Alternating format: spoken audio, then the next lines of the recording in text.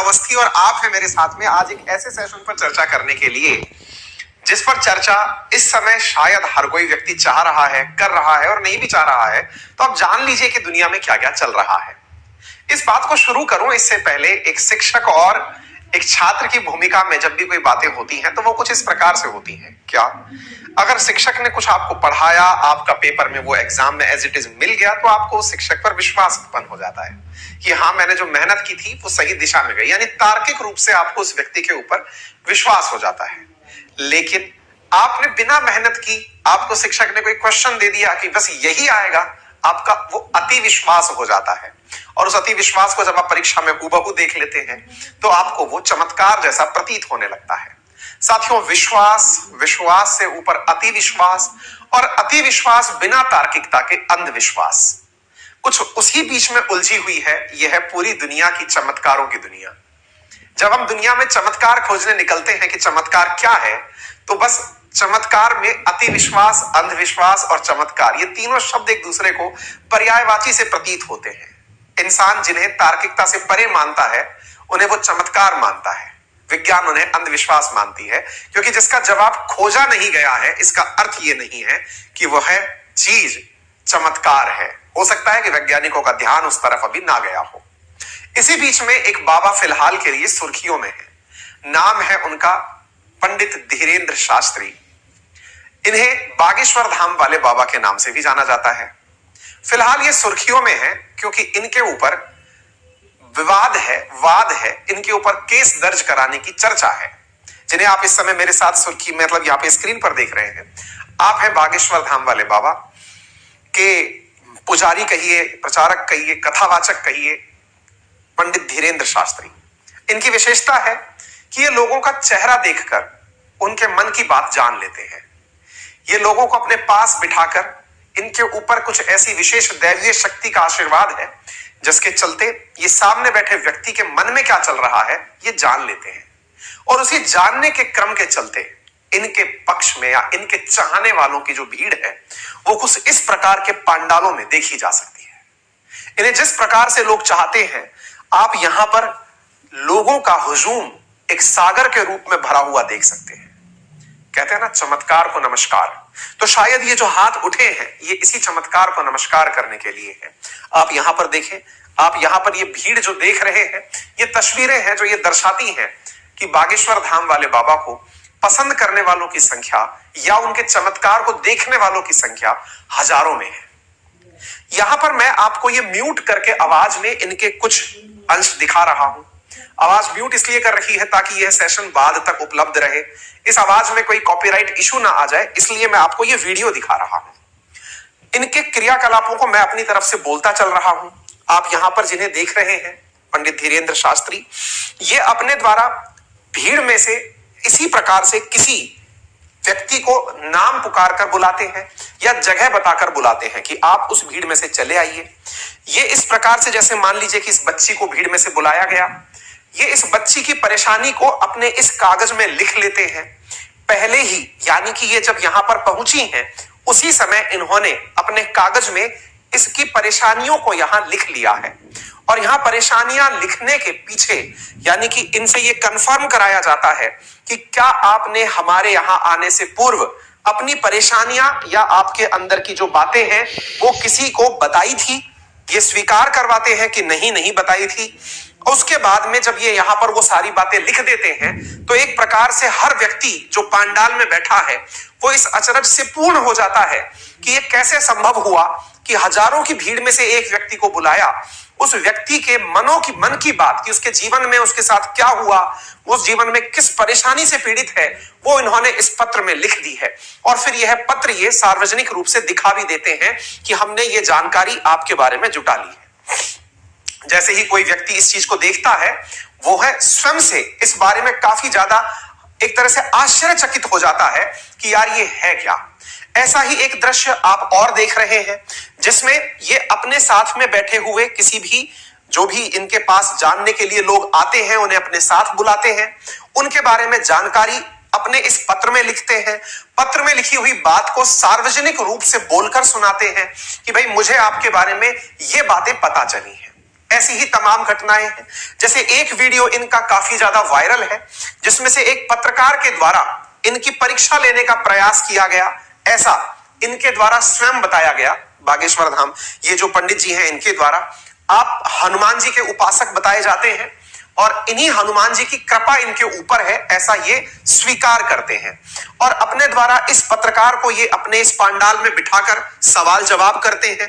पत्रकार से यह एक्सेप्ट करवाते हैं कि आप मेरी परीक्षा लेने आए थे, लेकिन आपके पिताजी का नाम ये है, आपके भाई साहब का मोबाइल नंबर ये है और मुझे ये सारी सूचनाएं आपके लिए स्वयं से पता चल गई हैं। इस बात से यह पत्रकार मतलब स्पीचलेस हो जाता है, जवाब रहित हो जाता है। इस प्रकार से यह भीड़ में बैठे हुए जो लोग हैं, उन्हें अपनी अद्भुत कला का परिचय देते हैं और भीड़ खुश होकर के इनकी प्रशंसा में तालियां बजाती है। यह सब कुछ जो आपके सामने इस दृश्य में दिखाया और बताया जा रहा है, इसे आप एक शब्द में चमत्कार कह सकते हैं। साइंस की भाषा में आप इसे अंधविश्वास कहते हैं। क्यों? क्योंकि चमत्कार को स्वीकार नहीं करती है साइंस। वो ये मानती है कि नहीं, बस हमें केवल जवाब ही तो नहीं पता है। जिस दिन इसका जवाब पता चल जाएगा, अर्थात इसके बारे में रिसर्च हो जाएगी कि इन्हें कैसे पता चला, तो फिर ये उस दिन चमत्कार नहीं रह जाएगा। तो हम यही मानेंगे कि अभी यह अनरिसर्च्ड एरिया है। चलिए कहानी को थोड़ा विस्तार से बताते हैं। अगर बात करें हम जिनकी चर्चा अभी फिलहाल हो रही है, बागेश्वर धाम जी, इनका थोड़ा सा इतिहास जान करके आज की स्थिति तक इन्हें लेकर आएंगे और ये फिलहाल विवादों में क्यों है ये बताने का प्रयास करेंगे। साथियों, मध्य प्रदेश के अंदर एक जिला है, जिले का नाम है छतरपुर। छतरपुर के अंदर एक गांव है, उस गांव से ये बिलोंग करते हैं। गांव का नाम है गड़ा गांव। गड़ा गांव के अंदर फिलहाल स्थिति ऐसी है कि वहां जहां घर मात्र 300 के आसपास है, वहां पर 1200 से अधिक दुकानें खुल चुकी हैं। इन दुकानों पर प्रसादी वितरण से लेकर के इन दुकानों पर ट्रैवल डेस्क तक बनी हुई है। आपके आने जाने की व्यवस्था के लिए भी फिलहाल गड़ा गांव बहुत जबरदस्त तरीके से दर्शनीय हो रहा है। मध्य प्रदेश के छतरपुर में स्थित यह गड़ा गांव खजुराहो से मात्र 21 किलोमीटर दूर है। पत्रकारों की अगर बात माने तो खजुराहो, जो कि विश्व पटल पर एक दर्शनीय स्थल है, पर्यटन स्थल है, वहां पर इतनी भीड़ नहीं है इन दिनों जितनी गड़ा गांव छतरपुर में है। और उस भीड़ के पीछे का बड़ा कारण है पंडित धीरेंद्र शास्त्री। इनके चमत्कारों को लोग देखने के लिए इनके दिव्य दरबारों में यहां उपस्थित होते हैं। दिव्य दरबारों में उमड़ी हुई भीड़ की तस्वीरें भी हम आपको दिखाएंगे और यहां की प्रक्रिया भी आपको बताएंगे कि यहां क्या होता है। मजेदार बात यह है कि यहां पर दुकानों की संख्या हजारों में पहुंच चुकी है। यहां के हर गांव वासी की तरफ से जो पत्रकारों ने जानकारी यहां से ली, मीडिया में जो प्रकाशित हुई, गांव वाले बहुत खुश हैं क्योंकि उनको यहां आ रहे श्रद्धालुओं की वजह से प्रतिदिन पैसे कमाने का अवसर मिल रहा है। यहां पर दुकानों की जो कीमत चल रही है, रेंट जो चल रहा है, वो लाखों तक पहुंच गया है। लाखों रुपए प्रति माह के हिसाब से यहां रेंटेड दुकानें मिल रही हैं क्योंकि लोग जो चमत्कार के दर्शन करने आ रहे हैं, वो बड़ी मात्रा में यहां से खरीद और फरोख्त भी कर रहे हैं। यहां का आम निवासी भी औसतन 500 से लेकर 1000 रुपए प्रतिदिन कमा ले रहा है। बागेश्वर धाम जाने के लिए और जानते हैं, जब बागेश्वर धाम जब लोग जाते हैं तो उनके बीच में सबसे बड़ा जो अचरज का विषय है वो यही है कि ये अंदर की बात, लोगों के मन की बात कैसे जान लेते हैं। बागेश्वर धाम के अंदर जो कथावाचक पंडित धीरेंद्र कृष्ण शास्त्री हैं, उनके बचपन पर भी लोगों ने अब काफी रिसर्च और विषय निकाल लिए हैं। कहा जाता है कि यह परिवार के जिस माहौल में पले बड़े थे, वो आर्थिक रूप से बहुत ज्यादा समृद्ध नहीं था, लेकिन इन्होंने अपने आसपास के गांवों में कथा वाचन का कार्य शुरू किया, राम कथा लोगों के साथ सुनाई और लोगों को अपने बात करने के कौशल से अपने पक्ष में किया, या फिर ये कहिए कि लोगों को अपने प्रति मोहित किया। लोग इनकी बातों में काफी बंधने लगे और ऐसे करते करते इन्होंने गांव में ही एक ऐसा स्थान चूज कर लिया जहां पर ये बैठने लगे।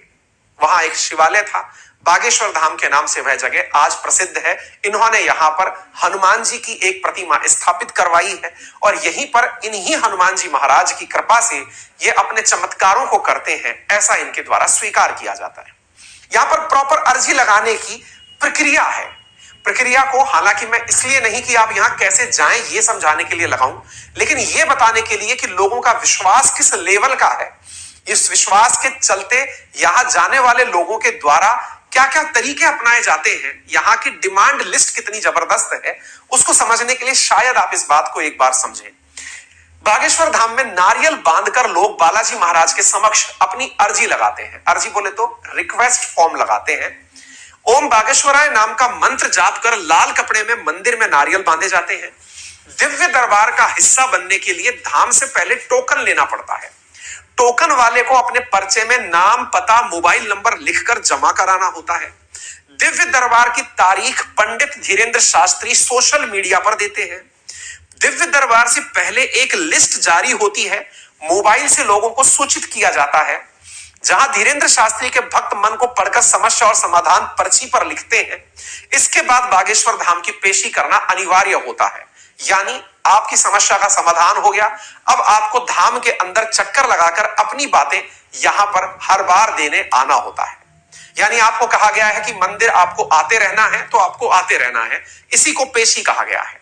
यह हाल ही का एक दृश्य है जनवरी 3 का, मंगलवार की पेशी के नाम से, जिसमें अपार जनमानस यहां पर मंदिर के बाहर पेशी लगाने के लिए आया हुआ है। यह इस गांव में उत्पन्न हुई भीड़ आप देख सकते हैं। जो लोग दूर दराज से यहां पर पहुंचे हैं, किस प्रकार से यहां मन्नतों का सिलसिला लग रहा है।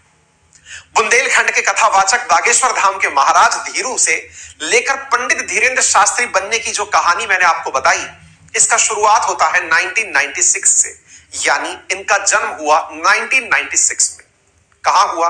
गढ़ा नामक गांव छतरपुर के अंदर, जिला छतरपुर के अंदर। इनके पिताजी का नाम रामकृपाल गर्ग और माताजी का नाम सरोज है। इनके एक भाई और एक बहन है। और ये अपने कथा की शुरुआत लोगों के बीच में बहुत ही साधारण तरीके से किए हैं। कहते हैं कि इनको विशेष शक्तियां 2016 के बाद प्राप्त हुई, जब इनके ऊपर इनके गुरु महाराज की कृपा हुई। इनके गुरु का नाम दादा गुरु था। ये जिस टेंपल में बैठते थे, वहीं पर दादा गुरु ने इन्हें अपने द्वारा अपनी चमत्कारी शक्तियां सौंपी थी। दादा गुरु भी इसी प्रकार लोगों को देखकर उनके मन की बात जान लेते थे। आज यही काम बागेश्वर धाम भी कर रहे हैं। भागवत कथा का वाचन हो या राम कथा का वाचन हो, ये दूर दराज के क्षेत्रों में करने जाते हैं। तो उम्मीद है अब तक आप अगर नहीं भी जानते थे कि कौन है बागेश्वर धाम, कहां है, क्या करते हैं, कौन है पंडित धीरेन्द्र शास्त्री, तो शायद आपको एक बेसिक आइडिया इनका लग गया होगा। YouTube पर इस समय ये जबरदस्त तरीके से वायरल है, लोग इनकी चर्चाएं कर रहे हैं। अब शुरू करते हैं वो विवाद जिसके चलते ये सुर्खियों में है। लेकिन उससे पहले ऑथेंटिकेट करने के लिए आप ये तक जान लें कि इन्हें ब्रिटेन की संसद के द्वारा भी सम्मानित किया गया है। इन्हें ब्रिटेन की संसद के द्वारा 3 सम्मान दिए गए हैं, जो आप यहां पर देख सकते हैं। आप यहां पर देख रहे हैं, पंडित Dhirendra Krishna Shastri Bageshwar Dham Sarkar get facilitated by World Book of Record and British Parliament. ये वो तस्वीरें हैं जो सोशल मीडिया पर आ रही हैं। ठीक है, यहां तक तो चर्चा सुन ली आपने कि ये हैं कौन। अब हम चर्चा कर रहे हैं कि आप चर्चा में इन दिनों क्यों हैं। आप तो ऑलरेडी चर्चित हैं, तो चर्चा में क्यों है, तो इसके पीछे की कहानी सुन लीजिए। मध्य प्रदेश के जो ये बागेश्वर धाम है, ये बागेश्वर जी जो हैं, ये धीरेन्द्र कृष्ण शास्त्री, इनके ऊपर अंधविश्वास और जादू टोना फैलाने का आरोप लगा है। आरोप किसने लगाया, क्यों लगाया, अब मैं वो भी आपको बताऊंगा। फिलहाल लेकिन इस बात को आगे बढ़ाएं इससे पहले मैं आपको बता दूं कि इनके द्वारा इसी साल जनवरी के महीने में नागपुर के अंदर एक कथा का आयोजन किया गया, जिसका नाम था श्री राम चरित्र चर्चा। कथा 9 दिन तक चलनी थी, लेकिन वह कथा 7 दिन के भीतर ही पूर्ण करके ये चले गए। 9 दिन की कथा को 7 दिन के भीतर पूर्ण करके चले जाने पर जो कहानी निकल कर आई, जो कि इनके ना चाहने वालों ने या फिर इनके खिलाफ जांच चाहने वालों ने निकाली, जो कि इस समय समाचार पत्रों में या समाचार मीडिया जगत में चल रही है, वो ये है कि एक संस्था के द्वारा जो कि अंधविश्वास को दूर करने का कार्य करती है, जिसका नाम है अंधश्रद्धा उन्मूलन समिति, उस अंधश्रद्धा उन्मूलन समिति के द्वारा श्याम मानव नामक व्यक्ति के द्वारा, जो कि अंधश्रद्धा उन्मूलन समिति के इस समय कार्यकर्ता हैं, नेता हैं, उनका कहना है कि हमने नागपुर में जब कथा आयोजित हुई थी, उस समय पंडित जी को चैलेंज दिया था कि वे 10 लोगों को जो हमारे द्वारा बताए गए हैं, उन 10 लोगों को उनका भविष्य बता के बता दें या उनसे जुड़ी हुई जानकारी बता दें, तो हम उन्हें 30 लाख रुपए का इनाम देंगे। और भी बहुत सारी बातें इनके द्वारा श्याम मानव के द्वारा कही गई। मैं इस विषय को और डिटेल में बताऊंगा, लेकिन फिलहाल के लिए मामला शुरू कहां से हुआ बस इतना जान लीजिए कि इनके द्वारा नागपुर में कथा का आयोजन था, जिसकी तस्वीरें बागेश्वर धाम ऑफिशियल के द्वारा साझा की गई। प्रतिदिन की तस्वीरें साझा की गई। बड़ी मात्रा में यहां पर हुजूम उमड़ा। हजारों की संख्या में लोग इन्हें जानने और सुनने पहुंचे। इवन इतनी भीड़ तक रही कि 10 जनवरी के दिन तो रात 2 बजे तक दरबार लगा, जिसमें सैकड़ों की संख्या में लोग उपस्थित रहे। स्वयं माननीय मंत्री नितिन गडकरी जी इनका आशीर्वाद प्राप्त करने पहुंचे और उन्होंने अपने द्वारा खुद ऑफिशियल ट्वीट करके कहा कि हम इनके साथ में प्रवचन में उपस्थित रहे और आशीर्वाद लिया। महाराष्ट्र के उप मुख्यमंत्री देवेंद्र फडणवीस जी भी आशीर्वाद लेने पहुंचे और उनकी तस्वीर भी यहां पर बाहर आई। यानी कि नागपुर के अंदर हो रहा यह कार्यक्रम काफी ज्यादा बड़े स्केल पर हुआ। इन्होंने अब मंच से इस प्रकार की मांग भी उठाई कि रामायण को राष्ट्रीय ग्रंथ घोषित करें, तभी भारत हिंदू राष्ट्र बनेगा। अपनी इस प्रकार की मांगों के कारण ये काफी सुर्खियों में भी रहते हैं। तो फिर मामला क्या है? मामला यही है कि ये जब इस प्रकार का आयोजन कर रहे थे तो इस आयोजन की एक तिथि निर्धारित हुई थी। कहा जा रहा था कि 5 जनवरी से लेकर के 13 जनवरी तक इनकी कथा का आयोजन किया जाएगा और उस आयोजन के अंदर 9 दिवसीय कार्यक्रम में इनका दिव्य दरबार भी 2 दिन के लिए लगाया जाएगा।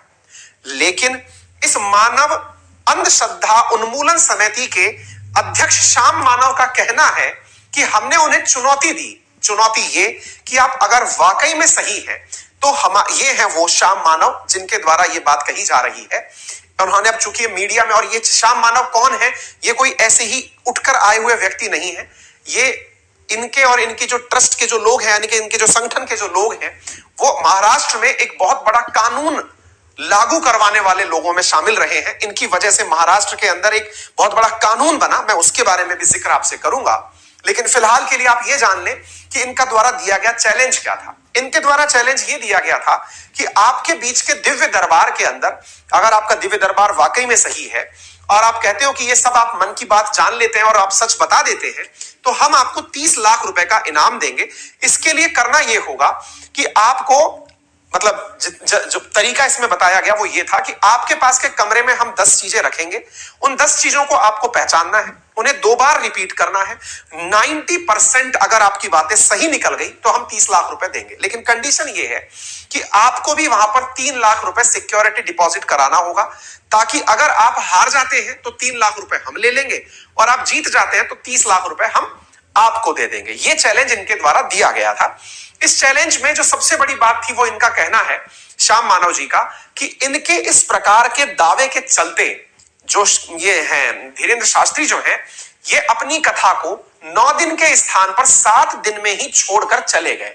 यानी 2 दिन पूर्व ही ये अपनी कथा को समाप्त करके चले गए। इन्होंने चैलेंज स्वीकार नहीं किया और इस वजह से मीडिया में ये बात उठने लगी कि क्या ये घबरा कर चले गए, क्या इन्होंने चैलेंज स्वीकार नहीं किया, और तमाम तरह की बातें मीडिया में आने लगी। तो जो विवाद इन दिनों निकल कर आया है वो ये है अंधश्रद्धा उन्मूलन समिति के द्वारा इनके ऊपर लगाया गया आरोप कि आपके द्वारा कोई चमत्कार नहीं दर्शाया जाता।